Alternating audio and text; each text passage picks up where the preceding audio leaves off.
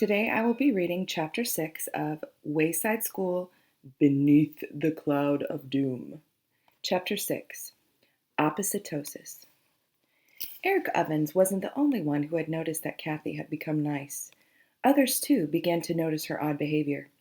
"I like your picture," Kathy told Bebe. "What's wrong with it?" Bebe asked. "Nothing," said Kathy. "It's perfect. You are very talented." It took Bebe a moment to realize that Kathy had not insulted her. Mrs. Jules also noticed the change. "Kathy, will you come here, please?" she asked. Kathy approached her teacher's desk. "Yes, Mrs. Jules?" she asked. Mrs. Jules smiled.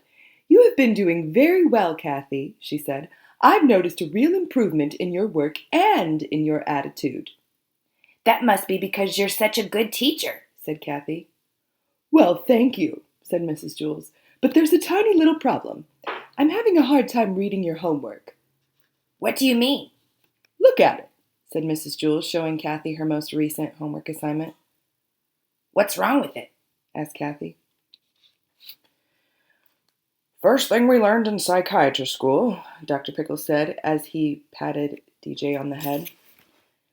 "My hiccups are gone," DJ told Kathy. "Who cares?" Kathy grumbled. "Would you mind stepping inside my office, young lady?"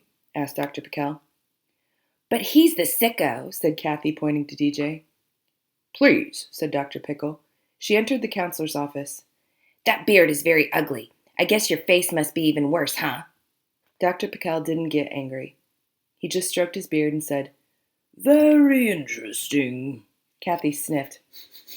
"Smells like pickles," she commented. "Very interesting indeed," the counselor said, and then asked her to sit down. Kathy sat on the couch. "Lumpy," she complained. "I'm going to try a little experiment," said Dr. Pickell. "I'm going to say a word, and then I want you to say the first word that pops into your head." "Stupid," said Kathy. "I haven't started yet," said Dr. Pickell. "Sloppy," said Kathy. Dr. Pickell realized he had better hurry up and get started. "Cold," he began. "Hot," Kathy replied. "Hard." "Soft." "Skinny." "Fat." "This is kind of fun, isn't it, Kathy?" asked Dr. Pickell. "No, it's boring," said Kathy.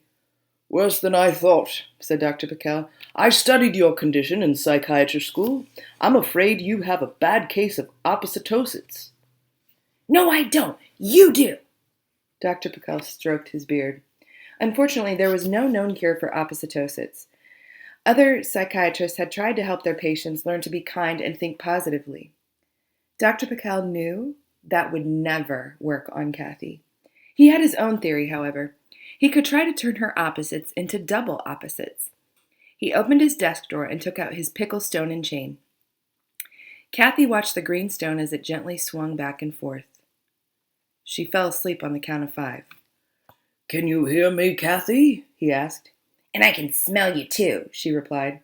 "You are looking into a mirror," he told her.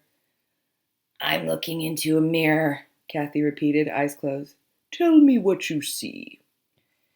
"I see a beautiful girl with black hair," she said, "and I see a funny-looking man with a pointy beard."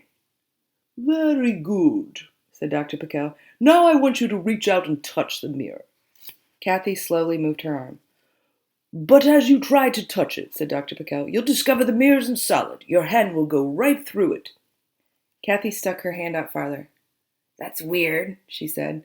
"Now stand up and walk through the mirror." Kathy stood up. She took one step, then another. She hesitated for a moment and then took one last step. "Amazing!" she exclaimed. "You are on the other side of the mirror," said Dr. Pickell. "What do you see?" Kathy looked around. "Nice office," she said. She sniffed. "Smells nice too." "I'm glad you like it," said Dr. Pickell. "Would you like to sit on the couch?" Kathy sat back down. "Very comfortable," she noted. "When I count to 3, you will wake up, but you will still be on the other side of the mirror. 1, 2, 3. Kathy opened her eyes. "How do you feel?" he asked her. "Fine, thanks," said Kathy. "How are you?" "Very well, thank you," said Dr. Pickell. "Do you mind if we continue with our little experiment?" "Sounds like fun," said Kathy. Happy, said Dr. Pickell. Smile, said Kathy. smart, said Dr. Pickell. Mrs. Jules, said Kathy. friend, said Dr. Pickle. DJ. said Kathy. Dr. Pickell led her to the door. Thank you, Dr. Pickell, she said, shaking his hand. You are very wise, and I like your beard. What's wrong with my homework? asked Kathy. It's written backward, said Mrs. Jules. Every sentence, every word, every letter, even the numbers are backwards.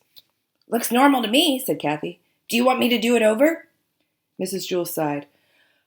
No, that's all right, Kathy. I'm just happy to see you are doing so well. I'll figure it out.